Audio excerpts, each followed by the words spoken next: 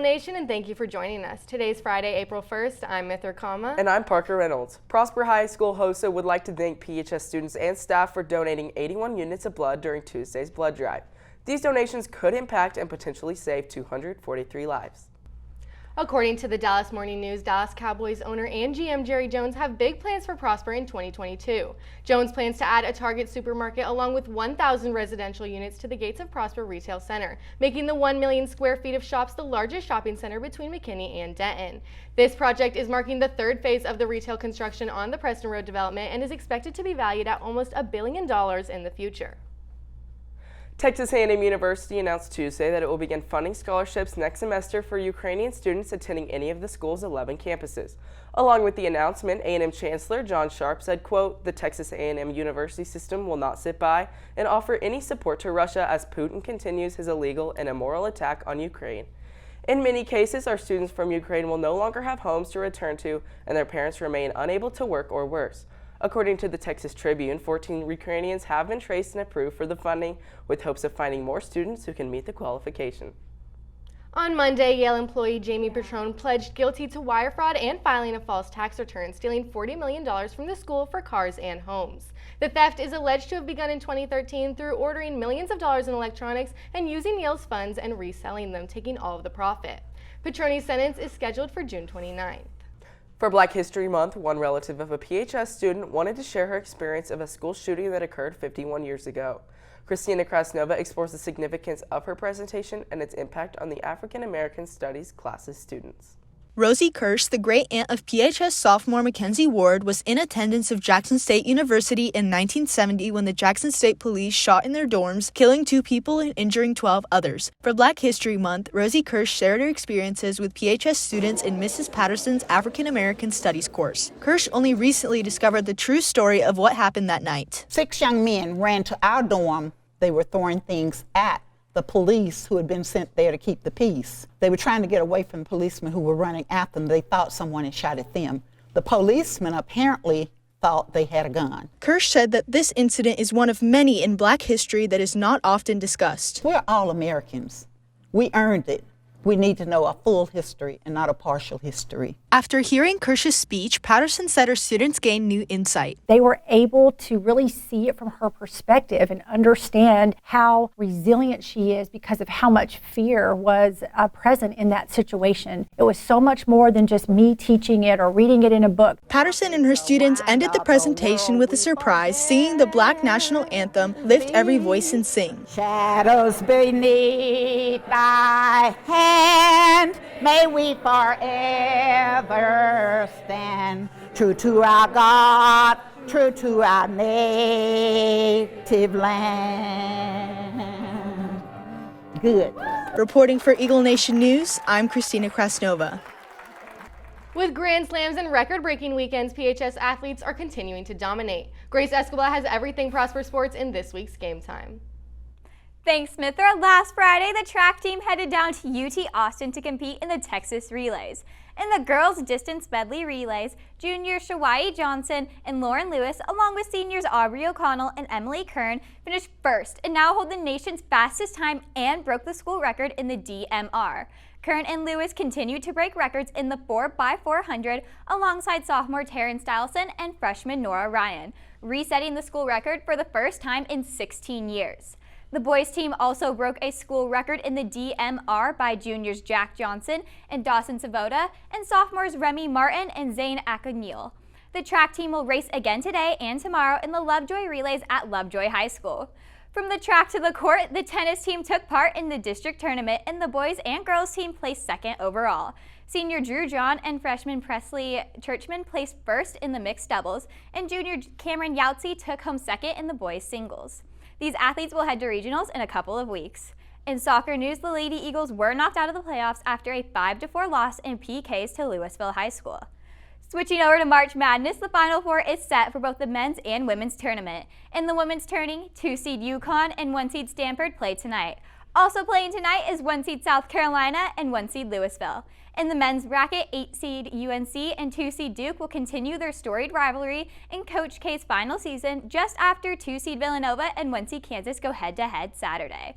In Prosper baseball news, the Eagles notched an 8-4 win over Denton Guyer thanks to a walk-off grand slam from freshman Luke Billings. The Eagles played again on Tuesday and captured a dominant 14-0 win over McKinney, with senior Lucas Davenport pitching 5 no-hitter innings with 5 strikeouts and 3 walks.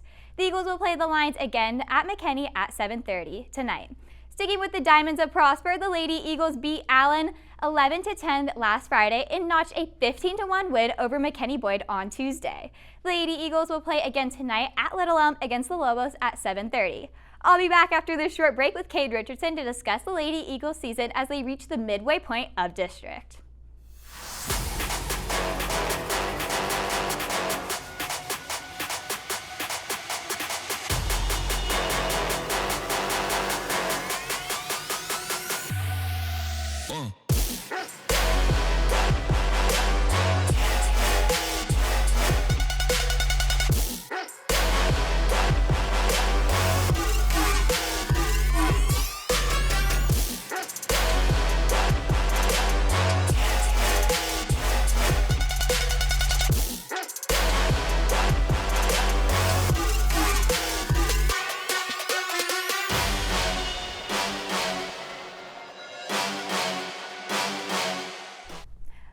Eagles are 6-0 in district, putting them in first as they reach the second round of district.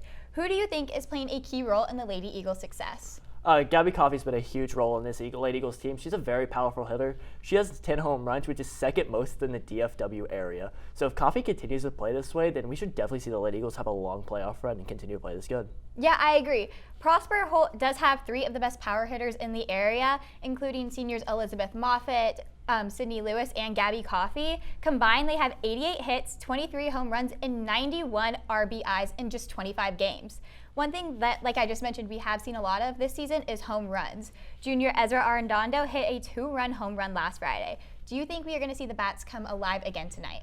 Yeah, I think we're going to see the Bats come alive tonight. You have Sydney Lewis, who on the year has 8 home runs and 35 runs batted in. But not only her, you have Aiden Allen also, who on the year has a .457 batting average, has 37 hits. And not only that, she's also dangerous on the bases with 13 stolen bases. So with these two and many more, you're going to see the Bats really come alive against Little Elm, I feel like. Yeah, I agree. The Lady Eagles played Little Elm earlier in this season, and they had a dominant 11-1 win. Do you think we can expect the same kind of outcome from the Eagles tonight? Oh yeah, we should expect the same thing tonight. Little Elm has had a disappointing season so far, having a 4-7 record, but they are really coming off their best win of the season with a 15-0 win against district rivals McKinney Boyd. So if Prosper comes into the game slow, Bats aren't going, maybe we see a closer game, but this should just look like the last one. Yeah, I agree. The only close games we have seen against the Eagles so far this season have been with Allen and Denton Guyer, so I don't think Little Elm really poses as a threat for them.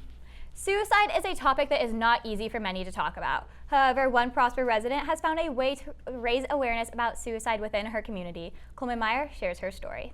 On June 3rd, 2013, Prosper resident Holly Chamberlain lost her 14-year-old son Mason to suicide.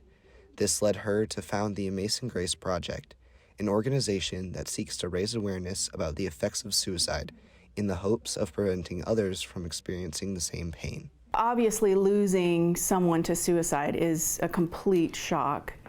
He faced a moment that was just too big, and he didn't see the other side of it. And so what I was left with was a life without him. And so what I wanted to do was form this organization, I guess just to share my story and share Mason's journey with anybody who would listen, just in the hope that I could prevent another mother from feeling the way I felt. Through the Amazing Grace Project, Chamberlain has been able to speak with students and families about how they can help those around them who are going through difficult times and possibly struggling with suicidal thoughts. So the organization was founded on 3 principles: moments pass, please stay, and you matter. And I would just say to students that, you are an influencer already. Somebody might be facing a moment that feels too big, and your encouragement or your smile or your words of, support can make all the difference in the world. In spite of her own loss, through the organization, Chamberlain has been able to touch the lives of so many individuals, and said she hopes that those who have heard her story can also serve as positive influences in their own community. I'm Coleman Meyer, reporting for Eagle Nation News. Over the past week, the silver screen has been a hot topic throughout the nation. Madeline Wentz has more on the aftermath of Will Smith's slap at the Oscars, new records, and Bridgerton. Thanks, Parker. The Oscars took place on Sunday and were rather eventful. The Academy stated that disciplinary measures have been initiated against Will Smith for slapping Chris Rock, and that Smith was asked to leave the event following the now infamous slap, but he refused. Rock returned to the stage misty-eyed on Wednesday to continue his comedy show tour and explained that while he's still processing the incident, he will eventually turn it into comedic material. In much brighter Oscar news, Troy Koster became the first deaf man to receive an Oscar and the first person ever to sign his or her acceptance speech. Koster, who starred in Coda, received his award for Best Supporting Actor and gave a heart-wrenching speech entirely in ASL, thanking his dad for supporting him and being his hero. Coda, a film about a hearing child and a deaf family, also won awards for Best Writing and Best Picture. The entire auditorium applauding the cast and crew in sign language was truly an inspiring sight to see. Another screen-worthy news, Bridgerton Season 2 released last Friday, and viewers watched 193 million hours of the show over premiere weekend, setting a Netflix record. The new installation of the scandalous period drama withdraws the audience from the diamond of last season, Daphne Bridgerton, and instead highlights her older brother Anthony's search for a wife. All 8 episodes of Bridgerton Season 2 are now streaming on Netflix. Junior World Affairs is a club at PHS that explores international cultures. Allison Wood shares about a recent JWAC project that relates heavily to one club member's international roots. As the height of COVID-19 begins to wane, the effects of the pandemic can still be seen across the world. One place in particular is the Central American country of Guatemala. Diego Donald, a Guatemala-born PHS junior and JWAC member, knows firsthand the financial struggles many Guatemalans face. So I wanted to support the orphanages in Guatemala that have been hit hard by COVID. A lot of kids are in the orphanages now more than ever, and there's less donations. Donald brought back nearly 300 bracelets that he planned to sell in support of orphanages and during financial struggles. I bought the bracelets from Antigua in Guatemala City. I'm part Guatemalan and I love to keep close to my heritage, and the bracelets is what kind of keeps me close while I'm here in the States. I would like to thank all the students who bought bracelets to help us raise over $1,000. Donald said he plans to send all of the money raised to Guatemala in support of the orphanages in financial need as a result of the pandemic. I'm Allison Wood, reporting for Eagle Nation News. After this short break, Diane Shaw has information on how students can contribute to Ukraine during this difficult time. If you are in need, on April 3rd at 229 on the Square Salina, free prom dresses are provided by community donations and will also have on hand after 5 shoes, handbags, and jewelry. This is an open event for RHHS, PHS, Salina, and Gunter High Schools. It is our honor to help the students have a memorable prom experience. For more than a month, conflict in Ukraine has raged on. Diane Shaw debriefed students on how they can help Ukrainian citizens. In a recent speech, Ukrainian President Volodymyr Zelensky made an impassioned plea. "I call on you to do more." His words echoed through the auditorium where members of the U.S. House sat, watching and waiting to see what the leader of Ukraine, a country facing the largest humanitarian crisis since World War II, had to say. Citizens of Ukraine are dying, being forced out of their country, with families being separated as fathers leave their children to fight. And in the face of this international travesty, many individuals in North Texas want to answer President Zelensky's call. They want to do more. In an effort to figure out what Prosper residents can do, I sat down with Vince Sims, a reporter at NBC5 who's covered the conflict. When asked what we can do, he said, "The main thing talking with people is prayer and support. A lot of the Ukrainian people that I've spoken with are just saying, please pray for us, pray for peace, pray for an end to the war. And that's the main type of support they're looking for. And for those who are able, he shares where you can donate. NBC, DFW, we do have a link on our website. We've partnered up with the Red Cross. President Zelensky reminds the U.S., right now, the destiny of our country is being decided. The destiny of our people, whether Ukrainians will be free, whether they will be able to preserve their democracy.